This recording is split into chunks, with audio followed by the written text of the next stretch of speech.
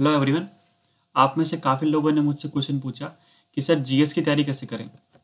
तो मैं आज जो ये वीडियो लेके आया हूँ ये एसएससी एंड जो रिलेटेड एग्ज़ाम्स है उसके लिए है। इस वीडियो में मैं जो एग्ज़ाम्स कवर कर रहा हूँ वो है CGL, CHSL, selection post, CPO, Delhi police, IB ACIO and AFCAT. और बाकी जो एग्ज़ाम्स हैं जो इस टाइप के होते हैं वो सब मैं कवर कर रहा हूँ। बट जो पेपर्स यूपीएससी कराता है उसमें जो आता है एनडीए, सीडीएस, सीएपीएफ एसी, उसका मैं एक अलग वीडियो बना दूंगा। मैं अपने बारे में बता देता हूँ। मेरा नाम पुनीत शरौन है और मैंने ये सीजीएल 19 का ही है, ज़्यादा पुराना नहीं है। जो लेटेस्ट सीजीएल होता है उसी में मेरा स्कोर है। और मेरा जनरल अवेयरनेस का स्कोर है 34.5। ठीक है, तो ऑलमोस्ट 35 ही मेरा स्कोर है।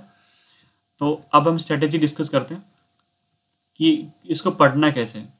ठीक है, तो काफ़ी लोग मुझसे पूछते हैं आके कि हमको एनसीईआरटी पढ़नी चाहिए कि नहीं पढ़नी चाहिए।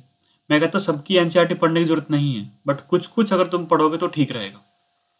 जैसे कि मेडिवल एंड एंशिएंट जो इंडिया है, इसकी एक 11th क्लास की तमिलनाडु बोर्ड की एक बुक है। वो बहुत सही बुक है। मैं आपको थोड़ी देर में दिखाऊंगा तमिलनाडु बोर्ड की बुक। आसान बुक है, ऐसा लगता है कि नोट्स ही बनाए किसी ने। अगर आप ये पढ़ोगे तो बहुत अच्छा रहेगा।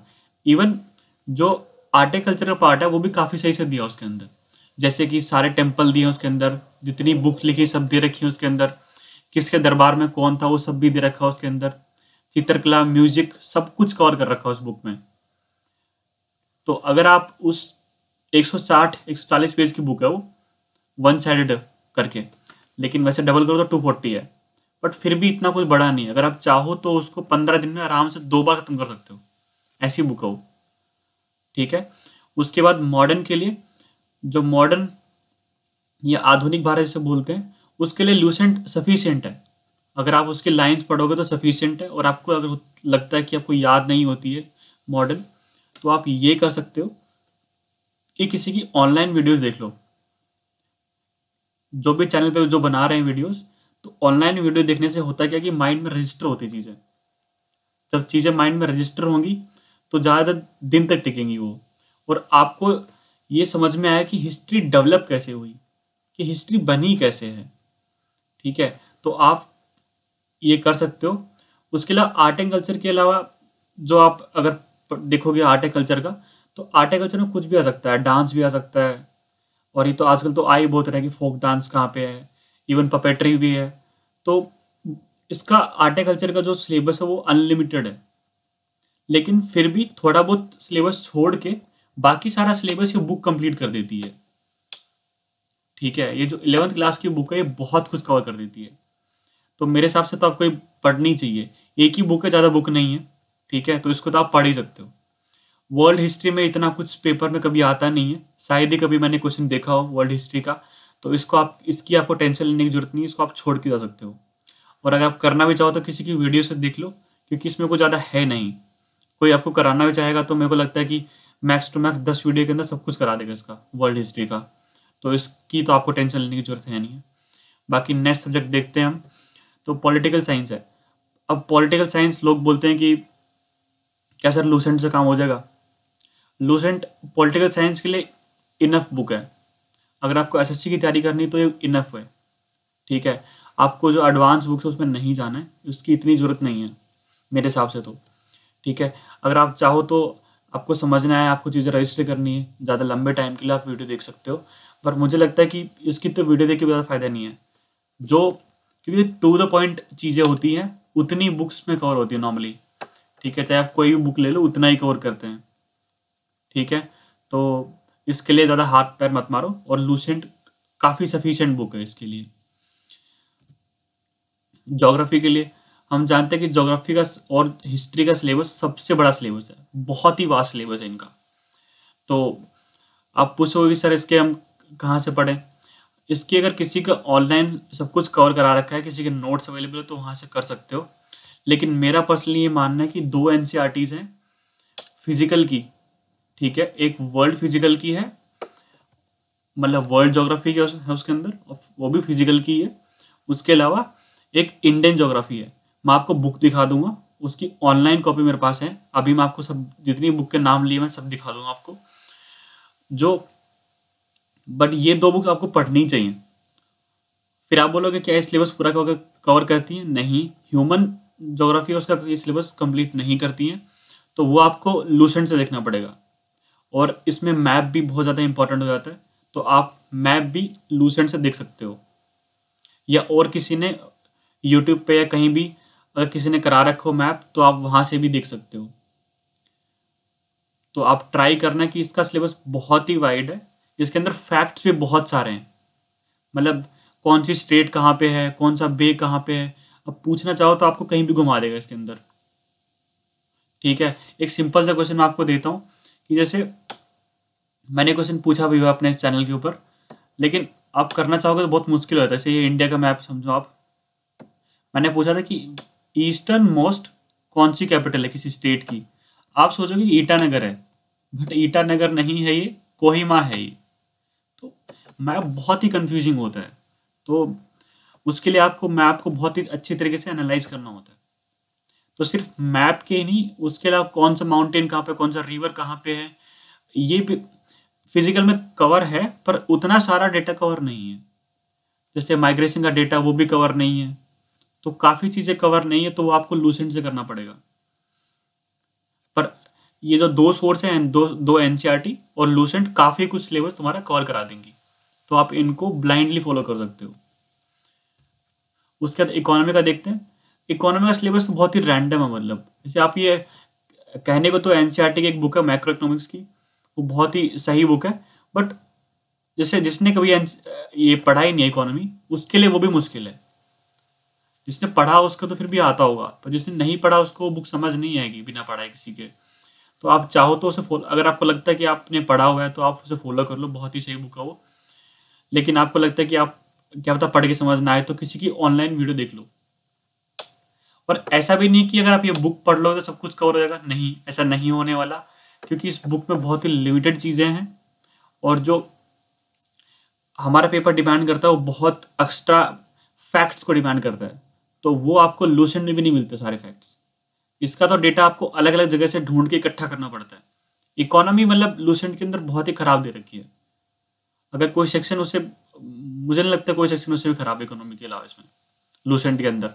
तो आप लूसेंट के लिए मत जाओ, इसका डेटा कलेक्ट कर लो बाकी जगह से, वो ठीक रहेगा।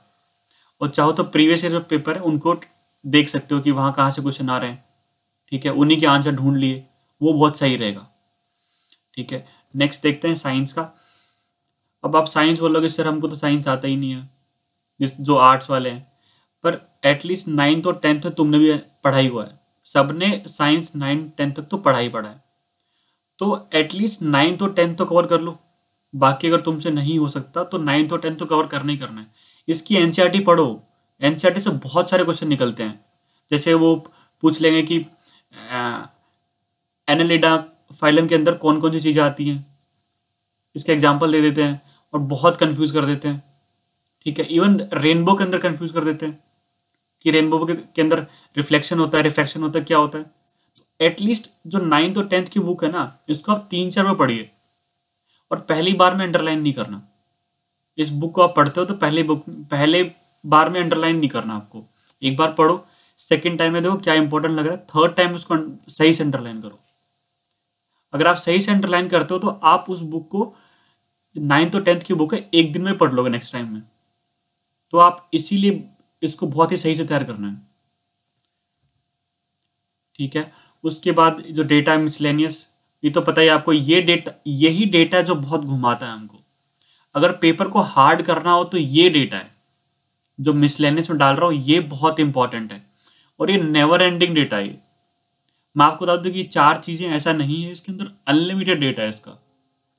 जैसे लार्जेस्ट पूछ लेंगे, लार्जेस्ट कोई चीज़ कहाँ पे है, स्मॉलेस्ट कहाँ पे है, स्मॉलेस्ट रिवर कौन सी है, चलो रिवर तो फिर भी तुम ज्योग्राफी में पढ़ लोगे, लेकिन और स्टैच्यू पूछ लिया, तो ऐसा वाला जो स्टैटिक डेटा हो, जो कुछ भी पूछ लेते हैं, अवार्ड्स पूछ लिए पास्ट के, ये तो और भी डिफिकल्ट हो जाता है। पूछेंगे कि राजस्थान के भीम सिंह, राजा थे भीम सिंह, उनको कौन सा अवार्ड मिला था, ये तो बहुत ही मुश्किल क्वेश्चन हो गया। तो ऐसे वाले क्वेश्चन को आप ट्राई कर सकते हो, बट सर्टेन नहीं हो सकते कि इसमें कितने क्वेश्चन आएंगे, और अगर इसमें ज़्यादा क्वेश्चन आ गए तो पेपर कट ऑफ अपने आप कब चली जाती है।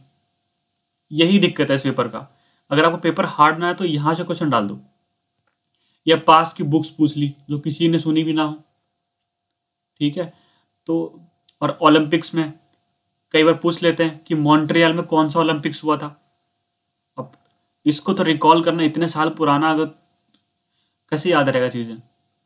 तो इस वाले सेक्शन में बहुत हार्ड क्वेश्चन बन सकते हैं, और इसका सोर्स तो एक ही है इसका। आप कुछ भी करोगे तो लूसेंट ही करने पड़े आपको, ठीक है। लूसेंट एक बहुत अच्छा सोर्स है, मैं कहता हूँ इसके लिए। लूसेंट इकोनॉमी के लिए बहुत खराब है, लेकिन इसके लिए बहुत सही सिलेबस दे रखा है। और दूसरा, साइंस के लिए भी आप लूसेंट कर सकते हो। लूसेंट आपका इवन एनसीईआरटी से भी ज़्यादा सिलेबस कवर कराएगा, लेकिन आपके कंसेप्ट बिल्ड नहीं होंगे लूसेंट से। ये एक इश्यू है लूसेंट का। तो आप ऐसा कर सकते हो कि पहले एनसीईआरटीज कर लो, उसके बाद जो लूसेंट है उसको भी आप पढ़ लो, क्योंकि यहाँ से जो डिस्कवरीज आती हैं वो भी आपको याद करनी होती हैं, ठीक है। कि टेलीविजन किसने बनाया था, ये बुक के अंदर तो नहीं मिलेगा 9th-10th में, बट ये लूसेंट से मिलेगा। या पहली वैक्सीन किसने बनाई थी, ऐसे वाले क्वेश्चन जो आते हैं वो। या फिर पूछ लिया कि ये इलेक्ट्रॉन किसने खोजा था। तो जो खोज होगी, ये सब कुछ कुछ सेक्शंस हैं ही नहीं उसके अंदर 9th-10th की एनसीईआरटी के अंदर, तो आपको लूसेंट से कवर करने ही पड़ेंगे। ये एक्चुअली एक पॉइंट रह गया था, तो मैंने ये दोबारा फिर आपको बताया। मिसलेनियस जो है उसमें कुछ भी आ सकता है, तो बिल्कुल रैंडम होता है, तो इसमें आपको लूसेंट ही हेल्प करेगा। जितना लूसेंट को याद कर लोगे उतना बहुत ही सही रहेगा। उसके बाद करंट अफेयर्स। अब करंट अफेयर आप किसी से पढ़ सकते हो, ऐसा कोई मैंडेटरी नहीं कि मुझसे ही पढ़ना है, ठीक है। लेकिन मैं सिर्फ ये कहता हूँ कि वो जो उसकी कुछ तो फीचर्स होने चाहिए ना। करंट अफेयर आप कहीं से पढ़ते हो तो कुछ तो फीचर होना चाहिए ना। एक अच्छा करंट अफेयर क्या होता है, मैं सिर्फ आपको ये बताना हूँ, कोशिश कर रहा हूँ यहाँ पे। जो भी चीज़ें आ रही है वो टू द पॉइंट हो, ठीक है। ज़्यादा हवा में उड़ने की जरूरत नहीं है। कुछ ज़्यादा आपको डेटा पढ़ा दिया तो उससे कोई ज़्यादा फायदा होगा नहीं आपका, ठीक है। तो लिमिटेड पढ़ना आपको। कवर और न्यूज़, जो भी इंपॉर्टेंट न्यूज़ है एटलीस्ट सब सारी कवर करे वो, जो भी आपको पढ़ा रहा है। ऐसे नहीं कि जैसे डेली करंट अफेयर होता है उसमें लोग कुछ भी डाल देते हैं। जैसे मेरे पास भी बहुत डेटा होता है डालने के लिए, लेकिन मैं जानबूझ के कम डेटा यूज़ कर रहा हूँ, मैं अपने स्लाइड्स ही कम करता हूँ। कई बार तो मैं 10 मिनट से भी कम मिनट की वीडियो बना रहा हूँ, इसीलिए कि आपको उतने ज़्यादा डेटा की जरूरत नहीं है, ठीक है। नहीं तो क्या होगा, बल्कि हो जाएगा, और आपको बल्कि ही नहीं करना। अब किसी भी एग्जाम का पेपर देने जा रहे हो, आपका खुद का ऐसा होना चाहिए कि आप एटलीस्ट 60 पेज से ज़्यादा ना पढ़ो इसके लिए। अगर आपने 60 पेज से ज़्यादा पढ़ लिए तो फिर इसका यूज़ क्या है, क्योंकि ना तो उसको आप रिवाइज कर पाओगे, ठीक है। और कुछ भी कर लो आप, अगर क्वेश्चन आंसर फॉर्म में होगा तो फिर 60 पेज से ज़्यादा होगा ही होगा हमेशा, समझ रहे हो। ऐसा तो पॉसिबल ही नहीं है कि आपका आप बल्कि ना हो। क्वेश्चन आंसर फॉर्म में हो तो पहले क्वेश्चन हो फिर नीचे आंसर्स होंगे, ठीक है। जैसे कुछ कुछ साइट्स हैं, जीके टुडे हो गया या और भी हैं, वो मंथली कंपाइलेशन कर देते हैं। वो मंथली कंपाइलेशन आप 250-300 पेज में करोगे तो ऑफकोर्स बहुत बल्कि हो गया हो, तो वो तो पढ़ना पॉसिबल नहीं है। तो इसीलिए बहुत ही कंसाइज होगा ना, वो बहुत सही रहेगा इसके लिए, करंट अफेयर के लिए। तो फिलहाल क्या क्या सोर्सेज यूज़ करने मैंने आपको बता दिए। तो मेरे हिसाब से पहले सबसे आप जो मुश्किल पार्ट है वहीं से स्टार्ट करो, हिस्ट्री से पहले स्टार्ट करो। ताकि हिस्ट्री ऐसा ही नहीं कि सिर्फ हिस्ट्री है, हिस्ट्री काफ़ी चीज़ों को इंक्लूड कर लेती है। हिस्ट्री एक मेजर पोर्शन भी है, तो पहले हिस्ट्री करो। जैसे आप हिस्ट्री करते हो, ठीक है, हिस्ट्री करने के बाद आपको ज्योग्राफी करना चाहिए, और फिर बाकी जितने भी आर्ट्स के सिलेबस है सारा कर लो। साइंस का सिलेबस आप लास्ट में कर सकते हो, और लेकिन करना पूरा है। तो मैं आपको बता रहा था कौन कौन से सोर्स आपको पढ़ने हैं। तो सबसे पहले आपको मैं दिखाता हूँ कि जो मैं 11th क्लास की एनसीईआरटी की बात कर रहा था, वो कौन सी वाली एनसीईआरटी है। वो हिस्ट्री की एनसीईआरटी बताया मैंने, तमिलनाडु बोर्ड की, वो ये वाली एनसीईआरटी है। अगर आप इसमें चेक करोगे ना तो बहुत ही सही डेटा है इसके अंदर। मैं एक पेंसिल ले लेता हूँ। हाँ, तो आप ये देखिए, इसके अंदर ज्योग्राफी पार्ट दे रखा है। स्टार्टिंग वाला पार्ट है वो ज्योग्राफी का दे रखा है इसके अंदर। थोड़ा सा पार्ट है, एक ही पाँच पाँच ही पेज है, ज़्यादा नहीं है। उसके बाद हिस्ट्री इवोल्यूशन कैसे हुआ, मैन या होमोसेपियंस थे, वो पहले जैसे पत्थरों से शिकार करते थे, फिर धीरे धीरे पत्थर छोटे हो गए, ठीक है, फिर ब्रॉन्ज मेटल आने लगे, ब्रॉन्ज के बाद फिर आयरन आया, तो वो सब इसके अंदर दे रखा है। उसके बाद वैदिक दे रखा है, और देख लो 5-5 ज़्यादातर 5-5 पेज में ये सब कुछ ही है, ठीक है। तो इतना बड़ा कुछ भी नहीं है, बट इसमें सिलेबस सब कुछ कवर कर रखा है। ये देखो मगधा अम्पायर भी इसने कवर कर रखा है। उसके बाद जैनिज्म, जो महावीर और हमारे बुद्धिज्म है, उनको भी कवर कर रखा है इन्होंने। तो ये जो बुक है इसमें बहुत सही डेटा दे रखा है। इसकी ऑनलाइन कॉपी अवेलेबल है, तो आप खरीदने की बजाय इसको ऑनलाइन भी पढ़ सकते हैं, और खरीदना चाहो तो खरीद ही सकते हैं, कोई ज़्यादा महंगी तो बुक है नहीं है। आपको लगता है कि 258 की है, लेकिन डबल साइडेड और बहुत ही खुले खुले हैं। मैं आपको इसका मेन कंटेंट का एक फोटो दिखाता हूँ। हाँ, ऐसा इसका मेन कंटेंट है। तो आप देखोगे ना तो बहुत ही सही लगेगा आपको ये पढ़ने में। मतलब मैं आपको कुछ वहाँ लेके चलता हूँ जहाँ ये बुक बहुत ही काफ़ी चीज़ें कवर करती है उस वाले एरियाज में, तो आपको लगेगा कि हाँ बहुत ही सही बुक है। हाँ, तो ये पल्लवाद जैसे था, ये वाला पोर्शन काफ़ी बुक में है ही नहीं, बहुत से जैसे अच्छे से एक्सप्लेन ही नहीं किया। तो इस बुक का क्या फ़ायदा है इससे, जैसे ये पहले सारे किंग्स बता दिए, फिर इसका एडमिनिस्ट्रेशन होता कैसे था। तो कोटम्स में डिवाइडेड थे पहले, उस टाइम की जो प्रोविंस है उसको कोटम कहते थे, ऐसे करके बताया सब कुछ, ठीक है। शायद आप समझ पा रहे हो क्या बोलने चाह रहा हूँ मैं। फिर आर्किटेक्चर पूरा है, जो कि आर्ट एंड कल्चर का पार्ट है, ये भी है। सारे टेम्पल्स दे रखे होंगे, किसने कौन सा टेम्पल बनाया, यहाँ तक कि एजुकेशन बता रखा होगा कि कौन सा यूनिवर्सिटी थी, जैसे घटिका यूनिवर्सिटी हो रही है कांचीपुरम की, तो ये सब आपको मालूम पड़ेगा।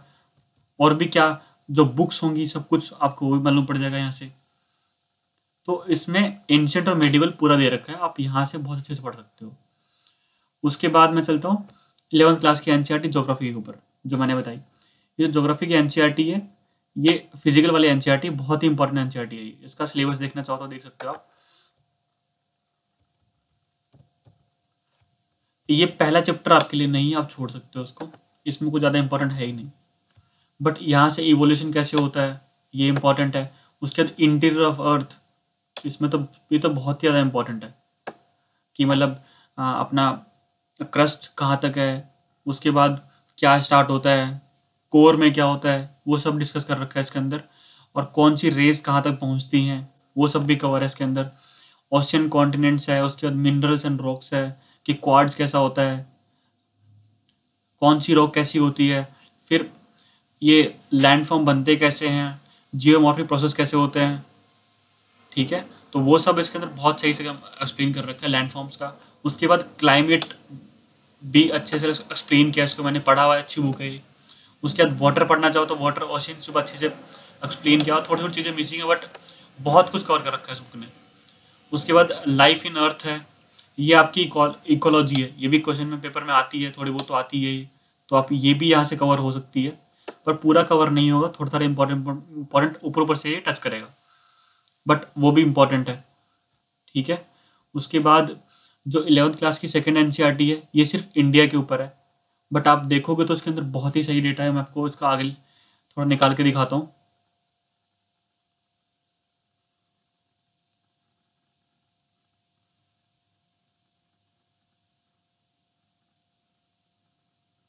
जैसे रिवर सिस्टम है, ड्रेनेज सिस्टम मतलब रिवर वाला पार्ट है।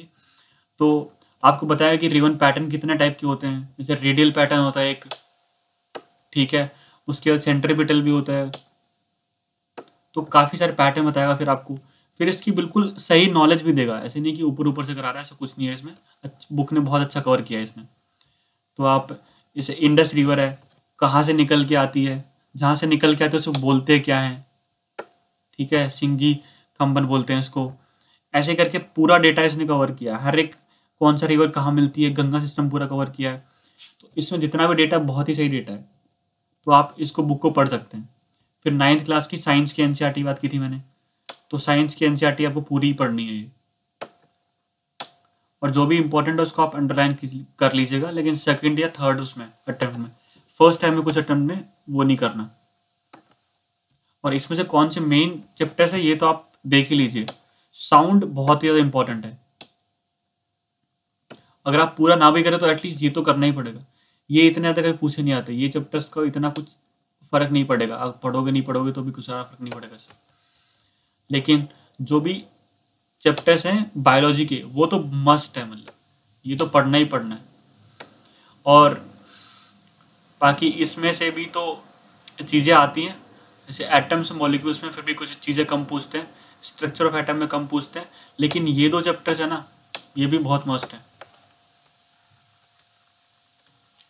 ठीक है, 10th की साइंस की एनसीईआरटी मूव करते हैं। तो 10th की जो साइंस की एनसीईआरटी है, इसकी टॉपिक लिस्ट निकालने की कोशिश कर रहा हूँ अभी मैं। हाँ, तो जो साइंस की एनसीईआरटी है उसमें हम नीचे से स्टार्ट करते हैं पहले। तो आवर एनवायरनमेंट इतना कुछ खास दे नहीं रखा इसमें। इलेक्ट्रिसिटी थोड़ा सा, मैग्नेटिक थोड़ा सा चाहिए, ज़्यादा नहीं चाहिए, थोड़ा तो बिल्कुल चाहिए। फिर ये वाला चैप्टर बहुत इंपॉर्टेंट है और ये वाला भी बहुत इंपॉर्टेंट है, बल्कि ये सबसे इंपॉर्टेंट चैप्टर है इस बुक का, इससे इंपॉर्टेंट कुछ नहीं है। उसके बाद बायोलॉजी तो मैंने बोला ही आपको कि चाहे कोई भी हो सबसे करनी है, चाहे 10th की हो चाहे 9th की हो, ये तो इम्पोर्टेंट है ही है। उसके बाद ये एसिड बेस मेटल, इनमें इतना पढ़ना सब कुछ है, लेकिन अगर आप कंपेरेटिव देखोगे तो ये जो नीचे वाला पोर्शन है वो बहुत ज़्यादा इंपॉर्टेंट है। बाकी मैंने ये आपकी एनसीईआरटी को दिखा दी है आपको। अब कुछ जो मिसलेनियस पोर्शन मैंने बताया था कि आपको बाहर से पढ़ना पड़ेगा, उसके लिए मैं दिखा देता हूँ। जैसे ये एक पीडीएफ मैंने डाउनलोड की थी, इसमें ऑलमोस्ट सारा डेटा कवर कर रखा था बुक्स का, कि किसने कौन सी बुक लिखी है। ये इसमें नई बुक्स नहीं है, एक ही सी मिसिंग है इसके अंदर, नई बुक कोई भी नहीं, पुरानी बुक्स सारी हैं इसके अंदर। तो आप इसका देख सकते हो। फिर इसकी आपको प्रैक्टिस भी करनी है, ऐसा नहीं कि ये आपको याद रहेंगे हमेशा के लिए, उसी टाइम आपको याद दे देंगी, जैसे अभी पढ़ोगे अभी भूल जाओगे। तो उसमें काफ़ी क्वेश्चन दे रखे थे इसने, जैसे ये सब क्वेश्चन कंपाइलेशन है, तो आप 1-2 बार ही करोगे तो आपको याद हो जाएंगी चीज़ें। फिर डांस का है, तो उस डांस का भी ऐसा ही किया है कि कौन सा डांस कहाँ पे होता है, ये सब पहले एक्सप्लेन कुछ नहीं किया, सिर्फ क्वेश्चन है। तो क्वेश्चन याद करो तो भी आपको याद हो जाएगा सब चीज़ें। डेज है इंपॉर्टेंट, तो अब डेज का कोई एंड ही नहीं है, तो आप जो क्वेश्चन आ रखे हैं उस हिसाब से वो डेज याद करते रहो। तो ऐसे करके आप सारा सिलेबस कवर कर लोगे। ठीक है, तो अभी के लिए इस वीडियो में इतना ही। और अगर आपको कुछ और भी पूछना हो, क्वेरीज कुछ भी हो, तो आप मेरे जो टेलीग्राम चैनल है वहाँ पूछ सकते हो, मैं आपके हर क्वेरी का रिप्लाई करूँगा। Thank you.